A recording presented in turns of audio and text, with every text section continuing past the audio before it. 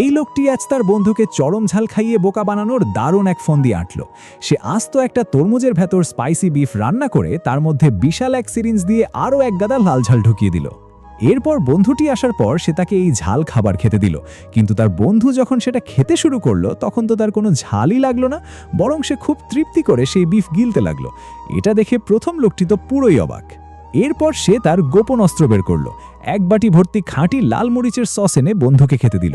সে মনে মনে ভাবল এবার নিশ্চয়ই এর অবস্থা খারাপ হবে। বন্ধুরা, এরপর এই অতিরিক্ত ঝাল মরিচের সস খেয়ে ছেলেটির কি অবস্থা হলো সেটা দেখার আগে আপনি যদি আল্লাহকে ভালোবেসে থাকেন তাহলে অবশ্যই ভিডিওটিতে একটি লাইক দিয়ে চ্যানেলটি সাবস্ক্রাইব করে দিন। কিন্তু এই কি, দ্বিতীয় লোকটি সেই চরম ঝাল সস দিয়েও দিব্য আনন্দে খেতে লাগলো। তার মনে হচ্ছে কোনো কষ্টই হচ্ছে না। এরপর সে তার ওই বোকা বন্ধুটাকেও মজা করে জোরপূর্বক এক লোকমা খাইয়ে দিল। আর সেই ঝাল খেয়ে প্রথম লোকটির তো একেবারে জীবন যাওয়ার অবস্থা।